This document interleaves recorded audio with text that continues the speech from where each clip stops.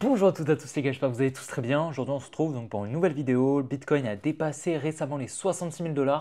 Donc il exécute bien notre biais, malheureusement il n'a pas exécuté le timing qu'on attendait. On attendait un petit peu plus bas les 60 000 $ pour chercher une position. Malheureusement il est parti avant, sans nous malheureusement, donc c'est pas très grave. Dans tous les cas le biais aussi à court terme s'exécute. On va aller voir ensemble quel biais on peut espérer dans les prochains jours. Plusieurs scénarios qui vont être possibles. Dans tous les cas, je pense qu'on va avoir un mini retracement pour peut-être venir chercher 64 000 $. Je vais vous en parler un petit peu plus juste après. Je tiens à vous dire que je viens de créer un serveur Discord où vous allez pouvoir donc discuter avec moi un petit peu comme le Telegram et on va pouvoir un petit peu mieux catégoriser toutes les informations.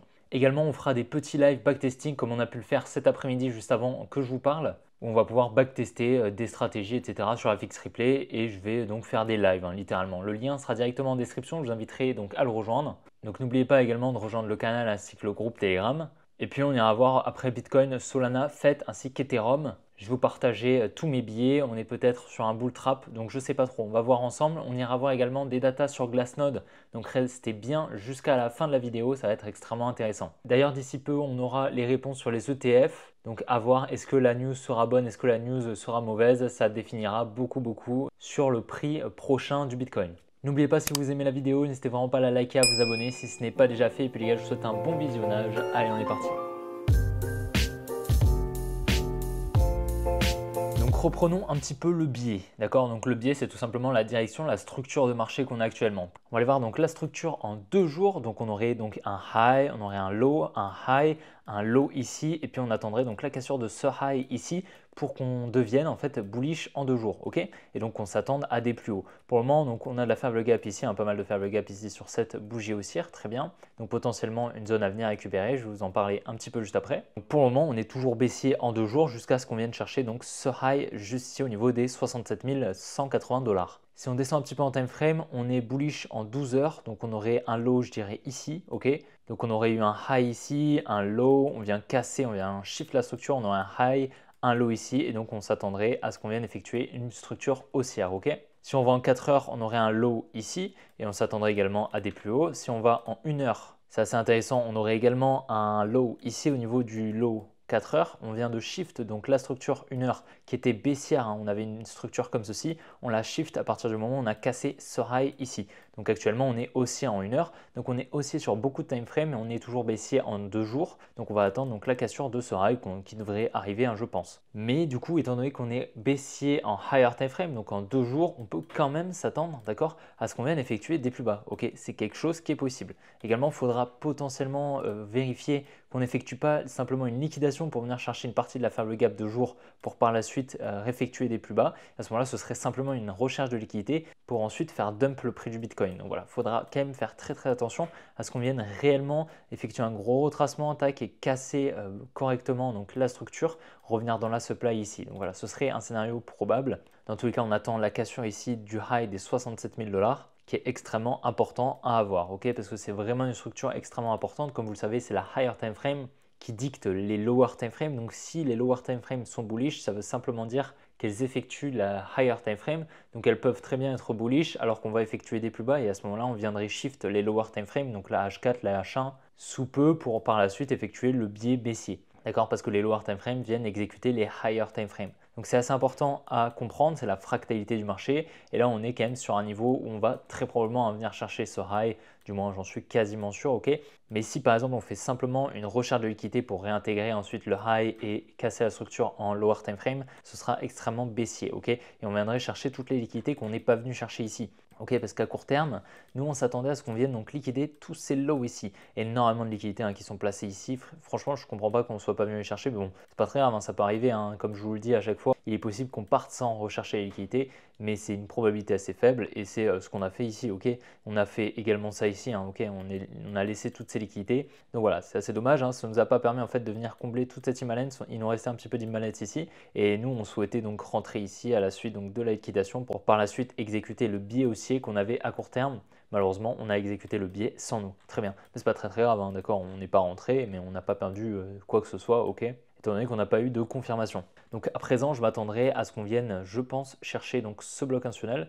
Donc là, on a un bloc baissier assez intéressant, donc je m'attendrai à ce qu'on vienne au minimum le chercher, un petit peu comme on a pu ici lorsqu'on était venu donc chercher ce bloc baissier juste là. Donc, au lieu donc de venir effectuer la mitigation de la demand, donc dans la fractalité en fait du bloc institutionnel qui commençait ici, qui finissait ici, on voulait qu'on vienne chercher donc la demand la plus pertinente, raffinée en fait, tout simplement. Donc là, ce sera un petit peu la même chose. Je m'attendrai donc à ce qu'on vienne chercher donc le bloc institutionnel baissier, d'accord, au minimum, donc un petit retracement ici, venir chercher les 63 500 pour par la suite peut-être venir chercher ici. On a une demand ici assez pertinente, c'est donc le bloc institutionnel raffiné qui est une demand pertinente, c'est la demand des 62 800 pour par la suite réaccumuler et continuer la hausse avec une jolie structure haussière comme ceci, ok. Donc ça, ce serait vraiment quelque chose d'assez pertinent pour par la suite venir chercher les 70 000 $. Dans tous les cas, ici, ma prochaine target ici, ce sera donc les 70 000 $. Comme je vous l'ai dit, je pense honnêtement que c'est une target qu'on va avoir. Je pense qu'on va y revenir clairement. Donc si on ne revient pas là, on reviendra peut-être dans la faible gap, d'accord. Donc c'est globalement cette zone que j'attends. Je pense honnêtement que le Bitcoin va y revenir, venir chercher toutes ses liquidités, d'accord. Ça me paraîtrait tout à fait pertinent. Maintenant, est-ce qu'on vient simplement effectuer un mini retracement sans forcément revenir dans le bloc pour par la suite redistribuer ici et effectuer peut-être un plus gros retracement? Vous allez le voir juste après avec les data on-chain, d'accord? Ces data on-chain que j'ai trouvé donc sur Glassnode. Donc Glassnode, c'est tout simplement un site qui vous permet donc d'avoir des data on-chain et je vous montre ça après les analyses des altcoins. Donc, mais c'est vraiment très très intéressant et ça fait un peu flipper, je ne vais pas vous mentir. Donc voilà, pour résumer un petit peu le Bitcoin, malheureusement notre biais s'est bien exécuté sans nous et c'est le timing. On a été mauvais sur le timing, d'accord? Parce que le trading c'est facile, avoir un bon biais c'est pas très compliqué, mais avoir le bon timing pour rentrer, avoir une entrée pixel, c'est le plus compliqué. Donc malheureusement on n'a pas pu sur cette fois-ci, mais c'est pas très grave. Notre analyse en soi, c'est pas invalidé, étant donné qu'elle a exécuté notre biais, simplement elle n'est pas venue nous chercher. Donc c'est pas très grave. Par contre sur Solana, donc depuis la liquidation de cette trendline ici, je vous avais dit qu'on allait venir chercher cette supply ici au niveau des 170 $. Je vous en parle depuis un moment, c'est donc cette résistance ici qui crée pas mal de liquidité. On est parfaitement donc revenu dedans. Donc ça c'est vraiment super, c'est vraiment une supply, je vous en parle depuis qu'on est là. Ok, depuis qu'on est là, je pensais qu'on allait venir la chercher ici, malheureusement c'était pas le cas et on est venu donc créer une résistance ici. Donc magnifique, on est venu donc récupérer grosse résistance là, donc va vraiment falloir surveiller ce qu'on va faire ici. Par contre si on vient casser là, ce sera quand même sacrément bullish, donc ce serait super qu'on vienne chercher donc les 175 $ pour possiblement venir chercher un nouveau plus haut. Donc très content honnêtement sur Solana, pour le moment tout s'exécute assez bien et voilà, c'est cette trendline ici qui a permis donc un transfert entre la main forte et la main faible, étant donné qu'on avait donc une trendline haussière. À partir du moment où on était au-dessus de la trendline, la demie était haussière et lorsqu'on est venu la casser, la demie est passée baissière, elle a injecté des ordres en vente, ce qui a permis donc à la smart money d'injecter des ordres en achat grâce au carnet d'ordre, d'accord, au transfert entre la main forte et la main faible, étant donné que les marchés financiers, le carnet d'ordre plus généralement est un zero sum game, ça veut dire que pour un achat il faut une vente. Donc c'est pour ça que la smart money a besoin de contrepartie pour placer ses positions sans faire décaler le prix. Donc c'est pour ça qu'elle s'est placée ici à un niveau où on avait beaucoup de contrepartie tout simplement. Et ensuite elle est venue exécuter le billet haussier pour venir chercher la supply des 170 $. Donc je vous avais partagé un tweet d'ailleurs là-dessus, donc vous pouvez le retrouver normalement où j'avais dit que la prochaine target c'était les 170 $. Donc très content, bien sûr on n'est pas venu chercher les 170 $, mais globalement c'était la supply des 170 $ et elle commençait donc à partir des 162, vous avez compris. Maintenant il faut vraiment voir ce qu'on va exécuter parce que là franchement on peut très largement créer quelque chose comme ça. Ok, maintenant que la supply a été récupérée, que ces liquidités également ont été récupérées, c'est tout à fait possible d'avoir quelque chose comme ça. Donc il va vraiment falloir surveiller ça parce que en higher time frame on est quand même baissier, ok. Donc pour le moment, tant qu'on ne casse pas ici ce niveau, on est baissier, on peut potentiellement s'attendre à des plus bas, étant donné qu'on a quand même pas mal de liquidités ici. Voilà, il faut vraiment surveiller ça et il y a pas mal d'autres alts qui détiennent pas mal de liquidités au-dessus. Donc franchement, ça fait un peu flipper et vous allez voir avec Bitcoin, les data on-chain nous montrent qu'on est vraiment potentiellement sur un top, d'accord, et que la money est quand même toujours assez bullish. Je vais vous montrer ça bien évidemment. Juste avant, on va aller voir Ethereum et FET. Le fait de FetchAI vient bien chercher donc la supply ici, je vous l'avais dessiné il y a un moment, on est bien venu liquider ici cette trendline, donc voilà, assez clean. Pour le moment on est toujours baissier ici, d'accord, en higher time frame, bien qu'on est venu casser la structure en lower time frame qui aurait pu être ici, ok, d'accord, on est venu la casser, sauf que c'est potentiellement ici que de l'inducement, ok. Donc voilà, il faut vraiment faire gaffe à ça. On est bien venu exécuter la demand ici que je vous avais partagé, donc ça c'est vraiment cool, on a accumulé dedans, très propre. on a toujours ici ces liquidités au sud. Donc franchement, si on dézoome un petit peu, d'accord, je vais vous montrer, mais franchement, ça me paraît quand même assez baissier. On va retirer les dessins, vous verrez peut-être un petit peu mieux, mais globalement, regardez. Là, franchement, moi, qu'est-ce que je vois? Je vois une structure baissière comme ça, ok?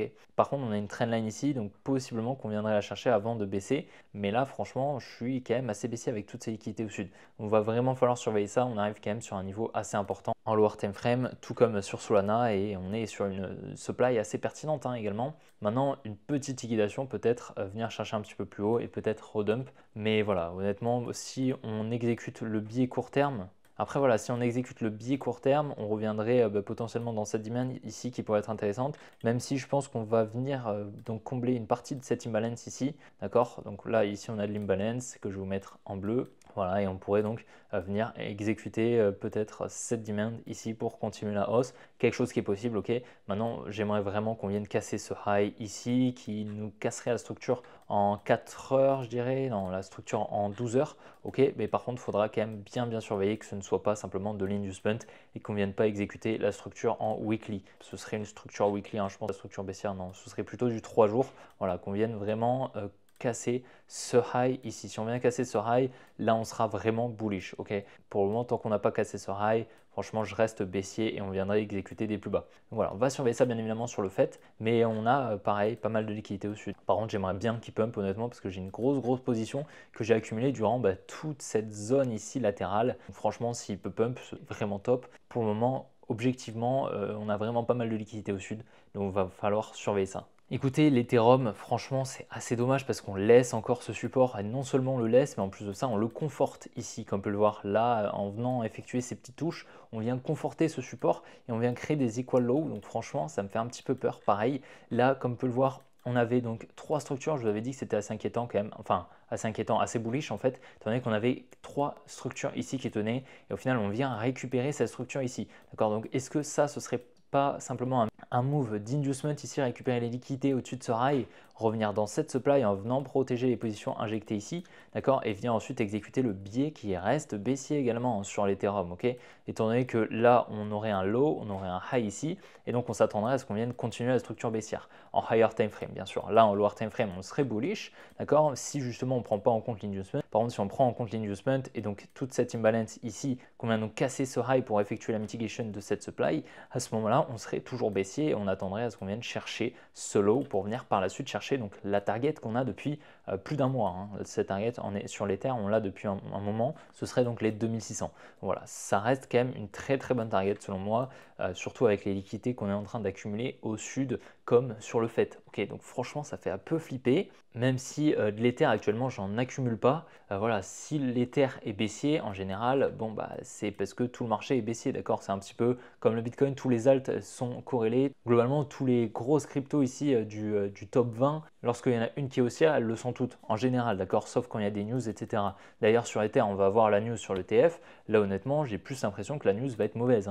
Il serait même possible qu'on latéralise comme ça jusqu'à la news et qu'ensuite on ait un gros dump. J'ai peut-être l'impression qu'on va refuser cet ETF. On devrait, je pense, le refuser l'ETF sur Ethereum. Donc bien évidemment, ce n'est pas une certitude, ce n'est qu'une hypothèse. Il n'y a pas des probabilités énormes étant donné que je ne suis pas en coulisses, je ne pourrais pas savoir. Mais franchement, il y a quand même plus de probabilités selon moi qu'on refuse l'ETF, mais j'espère être surpris parce que si l'ETF est accepté, le Bitcoin devrait exploser. Donc voilà, on va surveiller ça bien sûr. Mais après, voilà, si là on a une grosse accumulation avec un gros support ici qu'on vient liquider dans un premier temps et qu'après on a la news qui est bonne, là à ce moment-là on va exploser si là on a la news, ok? Si là on a la news, franchement ça va exploser et à ce moment-là on aurait une grosse accumulation qui serait gigantesque avec énormément de contreparties. Mais voilà, dans tous les cas j'attendrai un retour ici dans cette dizaine avant de me placer, peut-être même prendre un long si on effectue donc ce petit setup avant la news, que là on liquide juste avant la news et que là on a la news et la explosion, ce serait tout à fait possible, ok? Mais dans ce cas-là, ce serait dans un scénario où l'ETF est accepté. Voilà, on se retrouve actuellement sur les graphiques Glassnode. Donc vous le voyez ici, on est sur la total supply held by short-term holder. Donc ça veut dire que c'est la supply en orange qui est l'offre, donc l'offre de Bitcoin qui est hold par les holders court terme, simplement les wallets qui détiennent du Bitcoin à court terme. Ok, ça en général c'est la dumb money. D'accord, c'est pas du tout la smart money. En général, c'est des gens ils viennent très tard, ok, lorsqu'on est vraiment au plus haut quasiment. Donc voilà, on peut le voir très largement ici. à chaque top, vous le voyez, à chaque top, ben, il y a une offre littéralement énorme qui est possédée par la dumb money. D'accord, on va l'appeler la dumb money, pas la short term holder, ce sera plus simple et vous allez facilement vous repérer étant donné qu'on utilise ce terme assez souvent. Vous le voyez, durant toute la hausse, en fait, la dumb money, elle accumule des bitcoins. Donc elle a une offre qui augmente, plus le prix du bitcoin augmente. Et lorsqu'on arrive au top, eh bien, elle vend en fait durant la baisse. D'accord, elle ne vend pas avant la baisse ou durant la hausse, non. Elle vend après la baisse. Plus ça dump, plus elle vend. Ok, parce qu'elle panique, etc. On a des bougies rouges, normal. Ok, et là, vous le voyez, on arrive au bottom et là, c'est là où en fait elle vend le plus. C'est là où elle a le moins de bitcoin. C'est plutôt normal. D'accord, nous, c'est là justement où on accumule, où on achète du bitcoin pour profiter de cette hausse et on vend durant toute cette hausse. Ben, elle fait tout l'inverse. Elle, vous voyez, durant cette petite hausse ici, eh ben, elle a acheté du bitcoin. Ok, et puis elle a tout vendu durant la baisse. Ok, donc au final, ben, son prix d'achat, c'est le même que son prix de vente. Donc bon, c'est pas très logique, mais bon, c'est comme ça. Hein, c'est parce que la Domini n'est pas éduquée financièrement. Et donc voilà, c'est quand même fou. Hein, les tops de la Domini, c'est les tops du marché. Donc là, pareil, hein, c'est flagrant. Ici, durant toute cette baisse, la Domini a vendu masse Bitcoin. Donc là, elle a tout simplement vendu tous ses Bitcoins en fait à la Smart Money. Et là, très récemment, tu le vois, elle a commencé à accumuler du Bitcoin durant toute cette hausse ici. Et là, elle est en train de commencer à vendre. Ici, tu le vois, on a eu une petite latéralisation ici au top. Donc c'est confluent en fait avec ce qu'on est en train de faire ici. Et là, elle est en train de commencer à vendre. Donc est-ce qu'on ne serait pas ici sur un setup, on aurait un début de vente un petit peu comme on aurait ici. Et à ce moment-là, le bull run serait en deux phases comme on a pu l'avoir précédemment. Simplement que cette année, on vient chercher un nouvel ATH. Ok, donc ça c'est pas forcément dérangeant, d'accord, hein, on peut largement faire en deux phases. Et honnêtement, je trouverais ça assez confluent et qu'on ait pareil une grosse phase ici entre latéralisation un petit peu. On aurait un petit retracement assez long. On vient effectuer la mitigation des highs, tu vois. On vient à chaque fois revenir sur les supplies, c'est magnifique. Et on pourrait très bien faire quelque chose comme ça. Donc voilà, ça confluerait avec peut-être un retour aux 69 000 $ pour ensuite dump, comme je vous ai expliqué juste avant, pour par la suite venir récupérer les liquidités qu'on n'est pas venu chercher un petit peu plus au sud. On va aller voir après donc, la même charte de la Smart Money. Et franchement, vous le voyez, hein, si on commence à dump ici, franchement, ça va pas être bon. Ça voudra dire que le Bitcoin commence à dump, d'accord? Parce que si la dump money commence à vendre, ça signifie qu'on a des bougies rouges, hein, tout simplement. Et là, comme on peut le voir, on a eu cette petite latéralisation et ce potentiel top, un peu comme on a pu l'avoir ici, ici, ici. Voilà. Et en général, lorsqu'on commence là à se retourner comme ça, en général, c'est pas temporaire. Hein, tu le vois, là, durant toute la hausse, on n'a pas de petits vague comme ça, ok, un petit retracement, non, non. Là, un petit, franchement, pas grand-chose, ok. Par contre, si on regarde un petit peu ce que fait la Smart Money, eh bien, c'est assez confluent en fait avec le scénario que je vous partage, d'accord? Regardez, ici, on le voit très bien, la Smart Money, c'est où qu'elle a le moins de Bitcoin, c'est au top. Tu le vois ici, au top de marché, elle a très peu de Bitcoin. On a cette petite cuve en fait, cette petite tasse en fait qui se fait, ce petit dump, on a un creux quoi en fait, hein, tout simplement, une latéralisation et ensuite un retournement où elle commence à acheter durant la baisse. Tu le vois, à chaque baisse, elle achète. Là tu vois, elle achète durant la baisse, elle achète durant la baisse. Bon là en l'occurrence elle n'a pas trop bougé ses positions et là pareil, là tu vois elle vend durant la hausse, tu le vois très bien, elle vend durant la hausse et là elle achète en masse là durant cette baisse, tu vois, depuis le top ici, là, tac, elle achète masse durant la baisse. Elle achète tout simplement la contrepartie injectée par la dumb money, on l'a vu juste avant, ok? Parce que la dumb money ici, elle vend et la smart money tout simplement elle achète, ok? Elle achète, elle achète, elle achète, elle achète, elle achète, elle achète. Et donc est-ce qu'elle ne serait pas en train en fait de latéraliser ici? Tu vois, on a eu cette latéralisation comme on a pu l'avoir ici, donc les bottoms qui se passent vraiment au top, hein, tu le vois. Donc là, est-ce qu'on ne serait pas ici sur un top de marché et qu'on ne serait pas en train de faire dump le marché pour tout simplement que la dumb money vende ses bitcoins, que la smart money en fait recharge ses positions, elle recharge ses réserves de bitcoin pour par la suite que en fait la courbe orange explose, tu vois. Et qu'alors à ce moment-là, on ait donc un retournement et que donc le prix baisse. Ok, par conséquent, d'accord, étant donné que dès que le prix baisse, la courbe orange monte. Donc c'est une corrélation, d'accord, qui est quand même flagrante. Ok, donc là personne ne peut me dire voilà, tu es biaisé ou quoi que ce soit. Là vraiment on se base sur de la data on-chain. Donc des fois on me dit oui, tu ne te bases pas assez sur du fondamental, etc. Là on se base sur quelque chose de factuel, d'accord, c'est la blockchain, d'accord, parce qu'avec la blockchain maintenant on peut regarder tous les wallets, d'accord, donc ça aide énormément à ce genre d'outils. Maintenant, qu'est-ce qu'on pourrait effectuer justement pour que le Bitcoin reparte à la hausse? C'est très simple, ok, tu vois cette latéralisation ici qu'on a eu, ce petit dump ici, on est en train, tu le vois, de remonter un petit peu, il faudrait qu'il se retourne, ok, il faudrait vraiment qu'il se retourne, qu'il fasse quelque chose comme ça, tu vois, il faudrait vraiment que ça se retourne comme cela, là on pourra repartir pour une hausse. Il faut vraiment que la smart money commence à revendre ses bitcoins, ok, il faut vraiment que la courbe orange se retourne, d'accord. Sinon, le prix du bitcoin, si la courbe orange monte, ça veut dire que le prix du bitcoin va baisser, tout simplement. C'est très important, on va surveiller ça bien évidemment, mais voilà, c'est vraiment très important de surveiller cette courbe orange Mais là, pour le moment, c'est vraiment pas très bon. Et si on se retourne vraiment, d'accord, si vraiment on se retourne et que la courbe orange monte et que la courbe orange de la dumb money baisse, bah, c'est pas très très bon. Donc pour le moment, on n'est vraiment pas sur des bons signaux, honnêtement, on-chain. Donc voilà les gars, j'espère vraiment que la vidéo vous aura plu. Si c'est le cas, n'hésitez vraiment pas à la liker, à vous abonner si ce n'est pas déjà fait. J'espère que ça vous plaît un petit peu qu'on aille voir ces data on-chain, c'est vraiment intéressant. Mais là, comme je vous ai dit, c'est vraiment pas très très bon signe. Donc voilà, je vous invite à lâcher votre petit like, à rejoindre le Discord si ce n'est pas déjà fait, le groupe Telegram. Et puis les gars, on se retrouvera demain pour une prochaine vidéo comme d'habitude. Allez, ciao les gars.